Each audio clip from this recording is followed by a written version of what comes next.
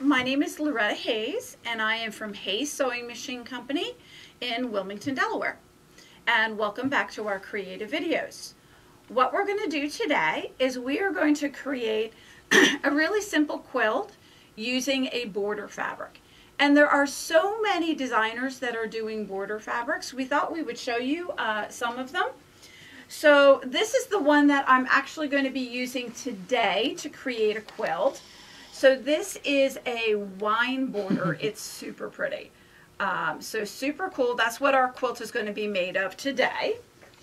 But there are borders that are more, say, for a child or a beach house. So this is kind of dolphins and whales and seahorses and seashells.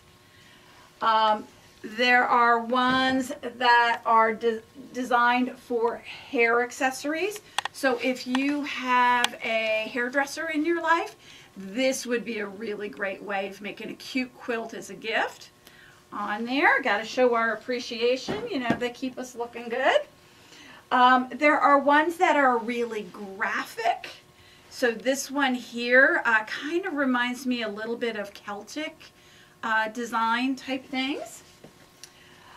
There are ones that are from Row by Row. Row by Row has done a bunch of them. So this one is kind of a travel one. Do I have it right side up? Oh, look at me. I've got them right side up so far. If you have a carpenter in your life, or even, you know, maybe for little boy or little girl quilt.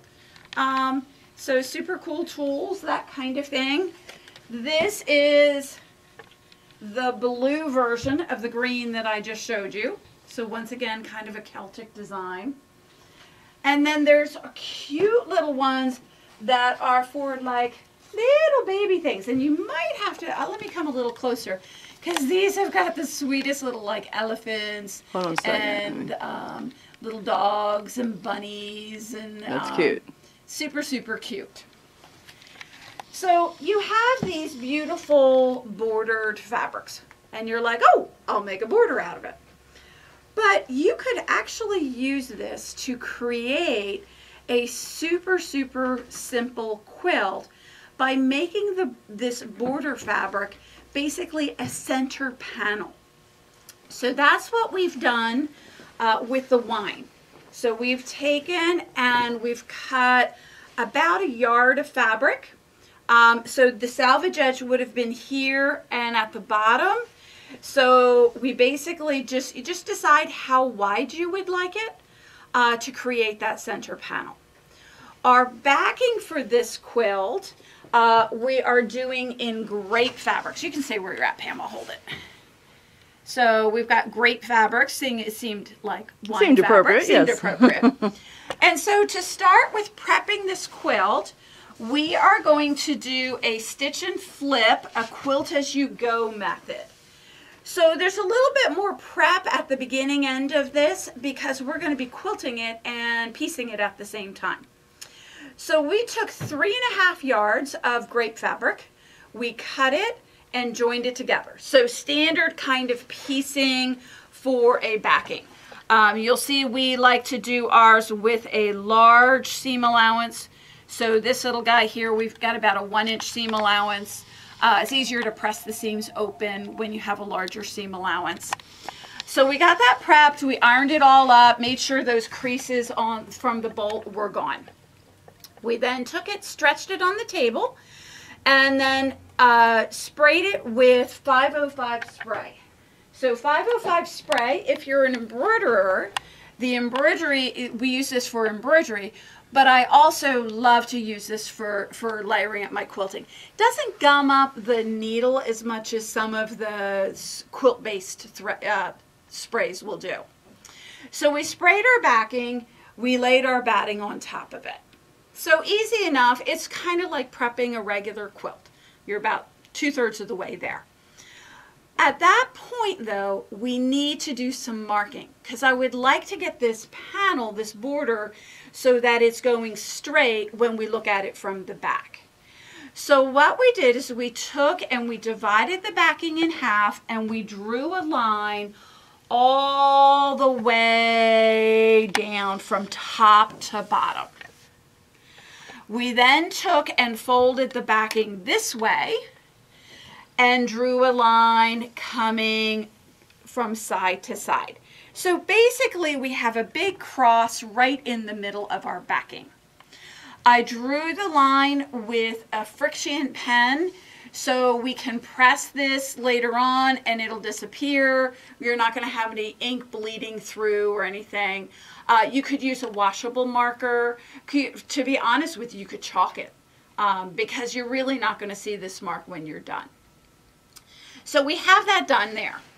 The next thing we did is I took my panel that I cut for the center and I folded it in half and I folded it in half again and I kind of laid it on the quadrant. And I don't know if you can see in the camera, but we have placed a couple of pins kind of right here and right here. Then I took it and flipped it over here. Okay, put a couple pins here and then flipped it and did the same on the top too. The reason for this is we're going to spray base this panel down, but I don't want to have all the spray all over the place, because if you have the spray in an area that's not going to have the fabric covering it, it's going to get sticky and it's going to try and stick to your table or stick to your sewing machine. So we're just giving ourselves a rough boundary. There's no need to draw a line. A couple of pins is fine. So we'll go ahead and tuck this off to the side and we are going to spray that area. So when you are spraying for layering up a quilt, the key to the spray is to have kind of loose circles. We're going to go shh and just work in circles and come away along. What we don't want is we don't want this project should not take an entire can of 505 spray on there. So we're just getting kind of alive enough to hold it in place while we do the stitching, because we're going to stitch through it anyway. So we're going to start here. There's my blue pin there. And so I'm going to come in and I'm going to start doing loose circles down towards my white pin here. And then I'm going to come back and do kind of another loose row. Come up to the top here. We'll do another one, come in like this. And I think I'm going to have to pause a little bit and shift just a tiny bit so that we can get on the table here. And we'll have one last row of spray base. So we should be good. If you put your hand on it, you'll feel it tacks to your hand. So now we're going to take and we're going to line up our wine piece. So when you're doing this, we want to fold it so that we have right sides together. We have wrong sides showing. If your backing has an up and down, now's the time to pay attention to that, because we don't want to have wine bottles on the back that the top is up here and then on our panel the top is over here. Just drink quickly. Yes, exactly. You know. So we have wrong sides together. We've got our center section here. And what we're going to do is we're going to lay this so that the corner fold is lined up right in the middle of our cross.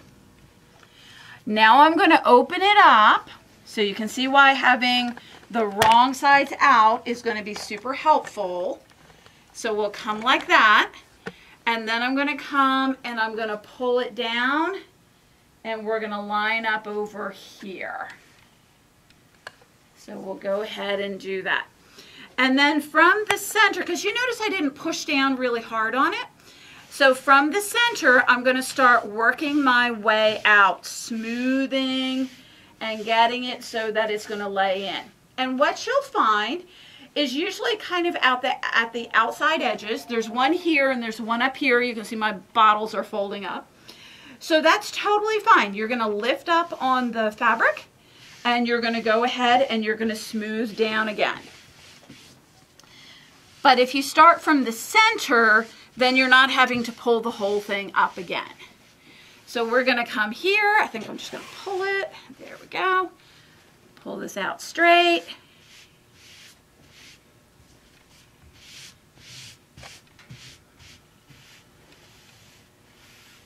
And just kind of check it out. Pop that back up on the table here. All right. And nice little double check. I've got the line. It's just above this brown piece here. And so over here, it's just above the brown piece there. So we know that we have it on square. So one last kind of final smooth, and we are ready to pick this up and go over to the machine. So we can pick up these edges because we haven't sprayed them, and it makes it much easier to maneuver and not get all sticky.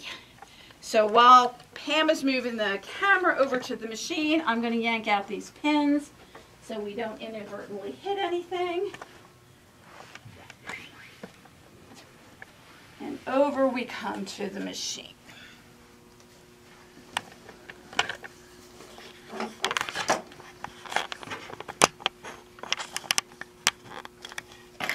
Now, we're all settled at the machine. The first thing we need to do is prep our machine for machine quilting. So I have feed dogs up. I'm going to put on my walking foot. So the walking foot is that foot with the lever that's got the rubber teeth that's going to allow us to pull both layers in at the same time. We're going to bring that in from the back. The little fork is going to go over top of the needle clamp.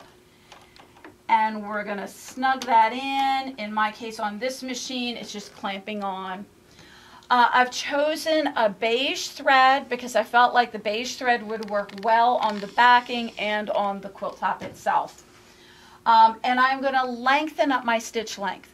So we don't want to lengthen it up super long because we're going to eventually be piecing with this. So somewhere like 2.5 is normal, so I usually find I go about 3 for a quilt like this. So we'll go ahead and we'll bring it up to about 3. Then I'm going to turn the quilt around and I'm going to kind of find the center of my panel. Just make sure you don't have any backing there caught up. We'll tuck underneath. And you can kind of find the center of the panel pretty easily because you've got that seam there. And we're going to do some machine quilting to keep this center panel. I'm working today with warm and natural batting. And warm and natural batting, you can quilt as far apart as 10 inches. But obviously our panel is considerably larger than that, so we definitely need to do some stitching. So we're going to start right here at the beginning of the panel. I want to do a couple of little tack stitches because I don't want this to come out. We will be stitching across it so it'll secure it again. So just a little easy thing that I do is I'll start stitching and then I'll kind of hold back on it a little bit and create these tiny little stitches. We'll clip our tail and then I'm just going to use the line that's in the border. And that's what's so cool about these border prints is we won't have to mark any of them because the lines are actually built in for us. And so we'll come in and I have got a problem right now. Okay, this is actually good. Can you swing in here? So I was talking too much and I did not get my fork in place. So look at what happens when you're stitching. Those rubber teeth are just going, no, I'm not going anywhere. All right, so teachable moment. We'll go ahead and cut our thread. We'll raise up our foot and we will take this foot off because you have to take it off to get that prong to go over top there.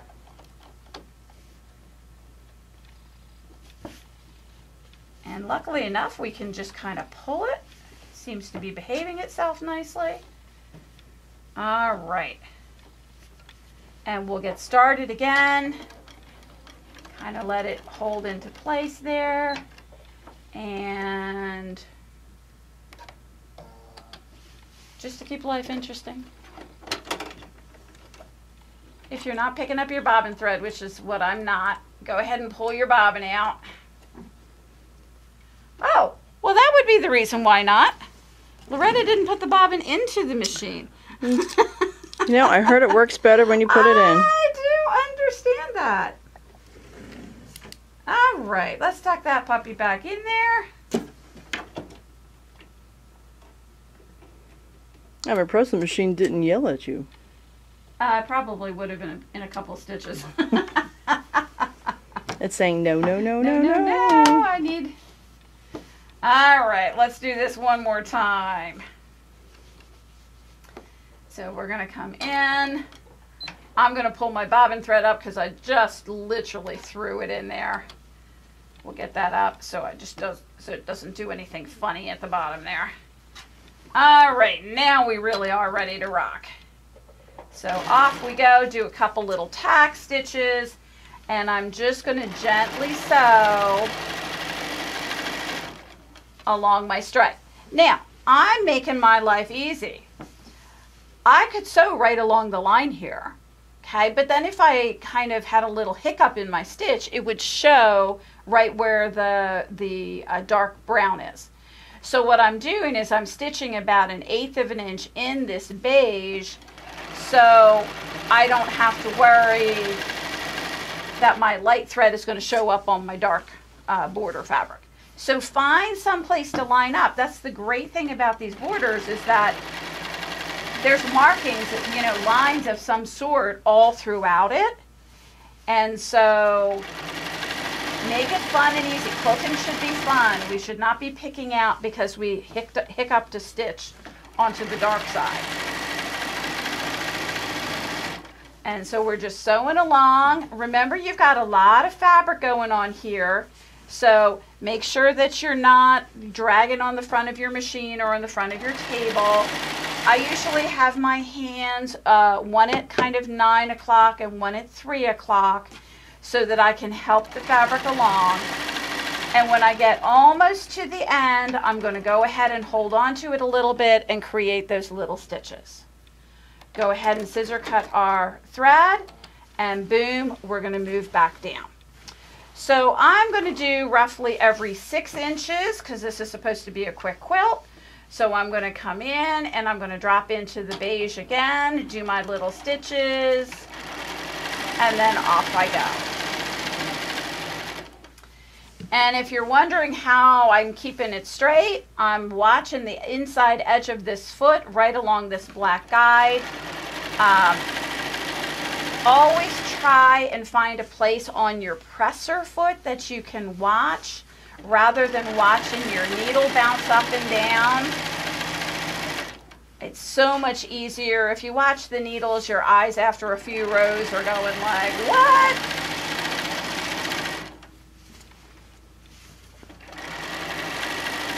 And remember, quilting is supposed to be fun. All right, so we are down to the end. We'll do our little tack and we'll cut our thread. So I'm going to go ahead and throw the rest of the rows in the center panel, and we will be right back. So we have stitched on all about every 6 inches or so, always in the cream, so we didn't have to do any like perfection sewing. So the next thing that we're going to do is now we're going to start piecing, because we've just kind of quilted that center panel. So I'm going to do 2 borders. So the first border is going to be a little bit thinner, so it's about a 2.5 inch strip. And so we're going to do the long sides first. If you think about it, the panel fabric, the border fabric is 45 inches wide. So the next strip, if I put it right next door here, will also be 45 inches wide, and we won't have to piece it. So we're going to come in and we're going to line up right sides together. So my fabric is a grunge, so it has a pretty grunge side, and it also has a pretty solid side. So grunge fabric is great because it's like a twofer. You can get, you know, 2 fabrics for 1. So when we go ahead and line this up, We're going to make sure that I'm consistent, and I'm going to put the grunge side as my finished side. So we're going to make certain that that is facing down. And so we're going to line up on our walking foot, and we're going to take it, and we are going to be running along the 1/4 inch foot. As Pam steps on her quilt. As Pam steps on my quilt. 1/4 inch line on the foot. Now, Bernina walking feet all have 1/4 inch lines. A lot of the baby lock ones do as well.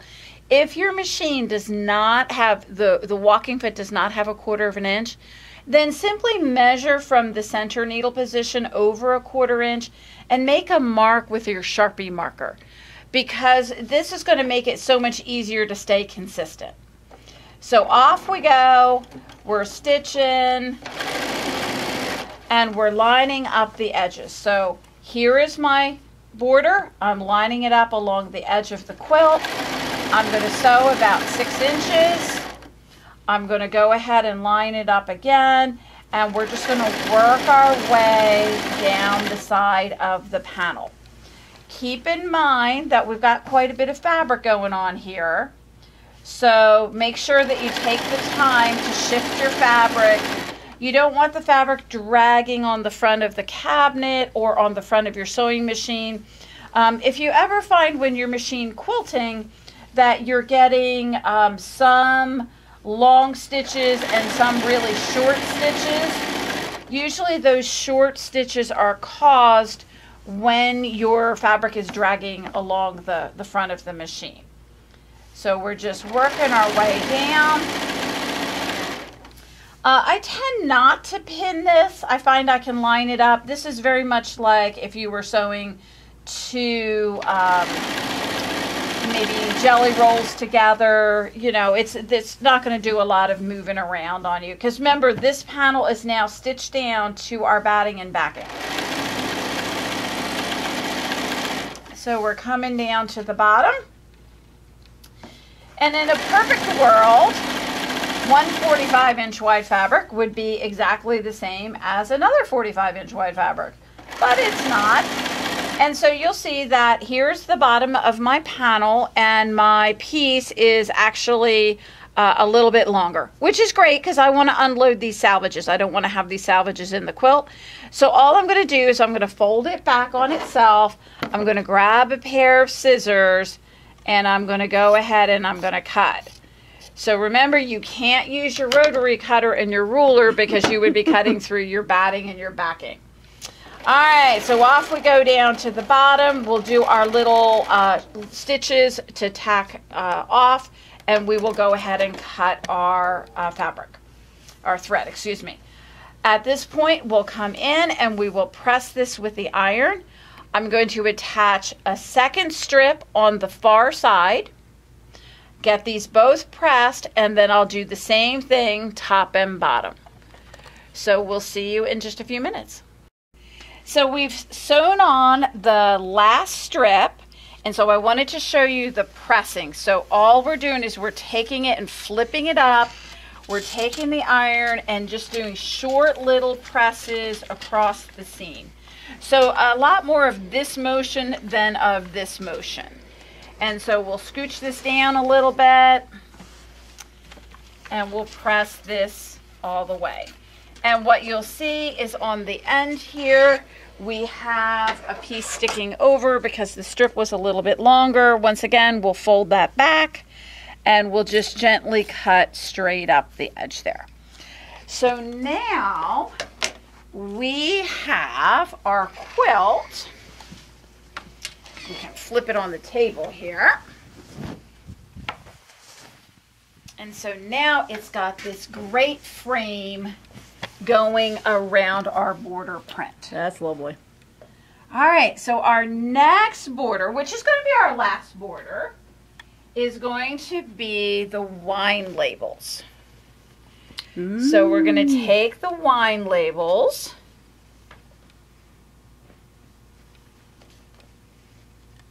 That's going to be very nice. And we're going to come It's in. like you planned it. Just like I planned it, yes. Actually, I'd love to say I actually planned this, but Miss Patricia planned this. She goes, oh, you could make it and do a video at the same time. I'm like, sure I can, no problems. It keeps you out of trouble. Yep, absolutely. All right, so I just want to double check. Just want to make sure that these borders are the same size, that we don't have one shorter. Yeah, all right, so we should be good. Awesome. So now we're going to duplicate what we just did with the skinny border. Going to tuck it underneath. We're doing the long side first. It's super important to do the long side first, because if you do the short side first, then the border strips are not going to be long enough. And what's interesting about this border is instead of cutting it on the cross grain, salvage to salvage, Patricia took and cut it on the grain so that we would have a long enough length to cover our piece. So you didn't have to piece. Correct. So basically we took 1.5 yards and we cut our border, which is about 8 inches. We cut 4 of them along the grain, parallel to the salvages. All right, so we're going to go ahead and set this up. We're going to line up those edges. And once again, we're going to line up right with our 1/4 inch. So we'll do a little bit of stitching. And if you were doing a little bit wider border for your border around the panel bit, then you might want to lift up and spray a little bit of spray here. Okay. But with this smaller border, it pressed into place, and even just the steam with the cotton batting kind of stuck it down. So it wasn't moving a whole lot. But it varies a little bit depending on what borders you're doing, how wide they are. So we're working along, and what's kind of fun about this is the further you get on the project, the easier it is to guide, because I don't have as much fabric underneath the free arm of the machine, and so there's a little less drag going on there.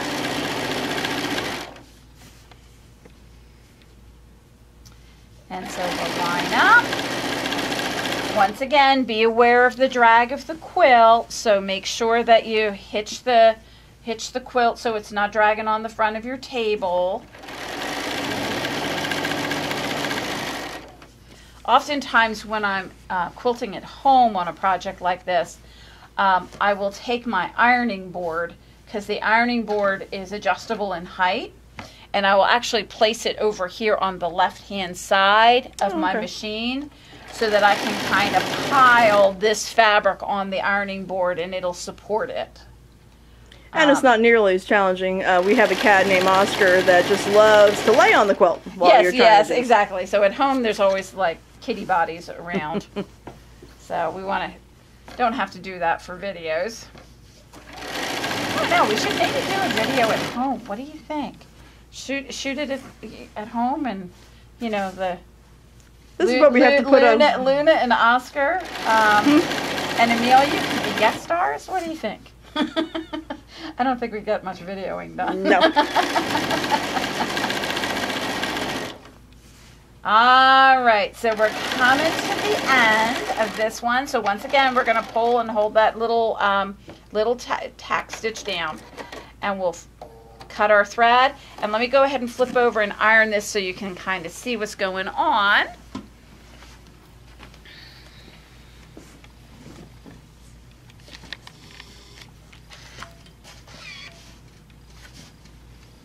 And so now we can flip this up, and look how gorgeous that is. Yeah, those labels look nice. That looks great. So we'll come in, press our seam there, and we'll do a little trim up on the ends. And then the same thing is going to apply. I'm going to attach the opposite side, so 2 long sides, and then I'll do the top and bottom. So we'll be back to see you in a minute. All right, so we're back, and the last thing to do for the body of this quilt is to trim up the edge. So I've trimmed up 3 sides. And we're just going to go ahead and we're going to line up on the 4th. So we'll get our rotary mat, make sure it's such a long seam, make sure you got it mat underneath of your, so you're not cutting into your table. And then we're just going to line up our ruler right along the edge and just cut away the excess backing and batting. Now, I suppose that you could do a flip over binding, but in this case, we've got the grapes, which is maybe a little bit busy for a binding. So we're going to go ahead and do a separate binding of the same burgundy grunge as we did the mini border.